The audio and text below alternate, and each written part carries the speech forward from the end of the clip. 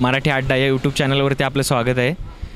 खऱ्या अर्थाने महाराष्ट्रभर प्रत्येक माणसाच्या सामान्य माणसाच्या प्रतिक्रिया जाणून घेत असताना आपण या ठिकाणी गुंजाळवाडी या गावात आलो आहोत आणि गुंजाळवाडीतील काही ग्रामस्थ आपल्यासोबत जोडलेले गेलेले आहेत। काका, संगमनेर तालुक्याचा ज्यावेळी आपण विचार करतो ते संगमनेर तालुक्यात झालेला आत्ता जो तुम्ही प्रश्न विचारला, संगमनेर तालुक्याचा विकास कसा आणि कोणत्या माणसाच्या हातून झाला किंवा कोणत्या नेत्याच्या नेतृत्वाखाली झाला हे तुम्हाला जाणून घेण्यासाठी मी प्रथमतः संगमनेर तालुक्याचा विकास हा माननीय नामदार बाळासाहेब थोरात असेल, अमृतवाहिनी कॉलेज असेल, त्याचप्रमाणे दूधसंघे तर यांचे फार मोठे असे योगदान त्यांच्यासाठी बाळासाहेब थोरात यांचं आहे।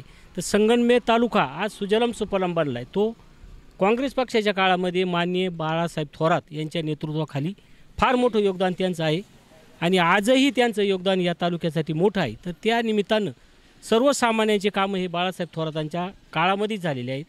आजही पाहता त्यांचं योगदान सर्वांसाठी मोठं आहे। तसंच संगमनेर तालुक्याचा विकास होत असताना अनेक अडचणी येत होत्या, तरी साहेबांनी त्या मान्य करून निळवंड्याचं मोठं काम त्यांनी केलं।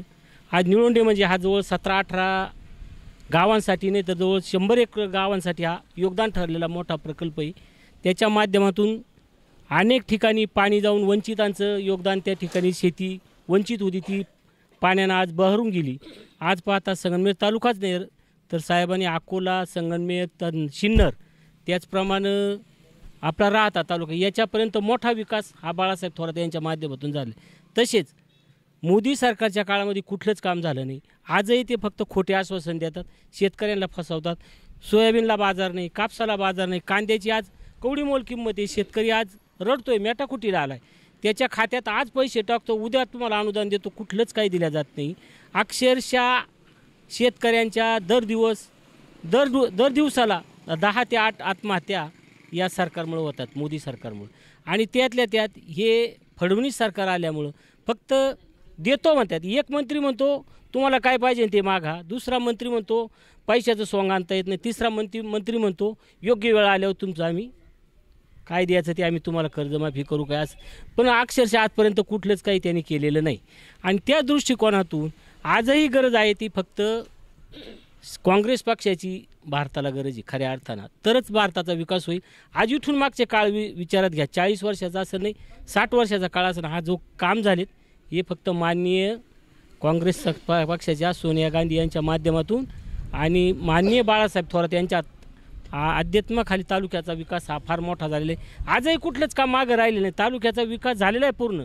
फक्त जे येतात नवीन ते विचार 40 वर्षे काय केलं, 40 वर्ष यांचा जन्मही झाला नव्हता ते आज विचारतात का 40 वर्ष यांनी काय केलं। 40 वर्षाचे कुठे होते माहिती नाही, फक्त खोटे आश्वासन।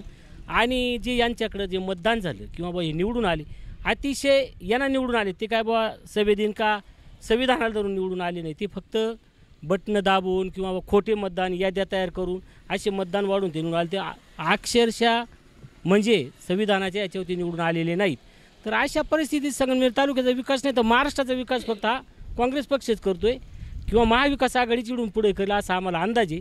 आणि या खोट्या आश्वासनाला कुणी बळू पडू नये अशी मी सर्वांना विनंती करतो। त्याचप्रमाणे आता जे पुढे येणाऱ्या जिल्हा परिषद पंचायत समिती आहे त्याच्यामध्ये सुद्धा चांगलं घवघवीत यश काँग्रेस पक्षालाच मिळेल अशी आमची खात्री आहे।